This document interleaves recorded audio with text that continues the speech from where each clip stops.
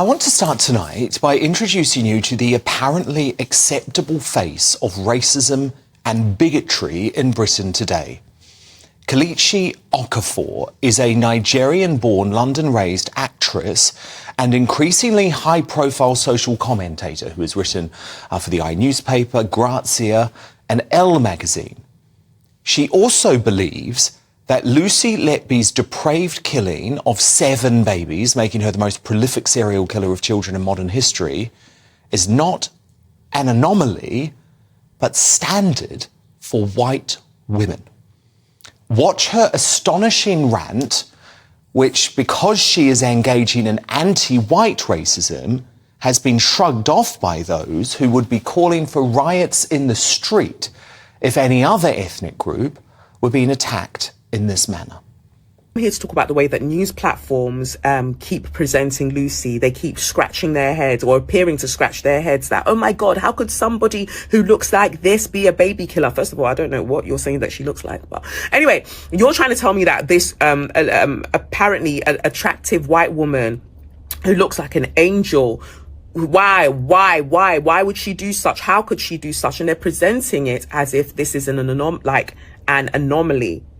I had to get my words there. They're presenting it like an anomaly when actually, when we look at it historically and presently, the violence of white women is not an anomaly. It is the standard, right? Her evidence to make such an egregiously racist claim? Queen Elizabeth, the first of the 16th century, of course. But it continues, according to her, right up to the US civil rights era. The things that happened around the civil rights era and segregation and things like that. Like, white women are not separate from the evil of white supremacy. White womanhood, in fact, I'll push it further. White womanhood was constructed for the sake of white supremacist heteropatriarchy, in order that white supremacist heteropatriarchy and those who ascribe to it would have something to fight for. If you present white women under this myth and falsehood of purity and innocence, it then means that you can create an other, a shadow self that needs to fight in order to protect them. No one is trying to protect Lucy Letby or any other white murderer, far from it. But we are also not saying that the depraved and despicable Letby, who should rot in jail before going to hell, committed her crimes or was allowed to commit her crimes because of the colour of her skin.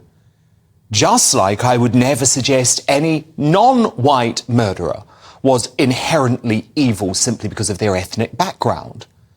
But Kelechi is part of the left who will stop at nothing to bring identity politics into every single issue in an attempt to sow division in our previously united country.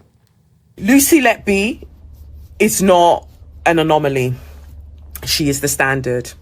Even if you're working in an environment where, yeah, we're not saying that every white woman is going around killing people, but the same system and construct that protected her, even when people were raising the alarm that, oh, this woman is dangerous, the same construct that protects her is the same construct that protects white women in the workplace when a grievance is raised against them because they're doing something wildly racist, very underhanded, and they cry, and HR will say the person that raised the grievance who is not white, that they are the person at fault. Lucy Letby is the standard for white British women. I mean, what I've just seen there is truly sickening. But sadly, this hatred and discrimination is fast becoming the norm. Woke Glamour magazine ran a column by Nadine Asbali suggesting that Letby's white privilege helped her commit murders in plain sight because white women like her are shrouded in a veneer of fragility that protects them. Where is the evidence for that? And Britain's race baiter-in-chief, Dr. Shola, has been incessant. Lucy Letby exemplifies how ideology of whiteness keeps Britain in a chokehold.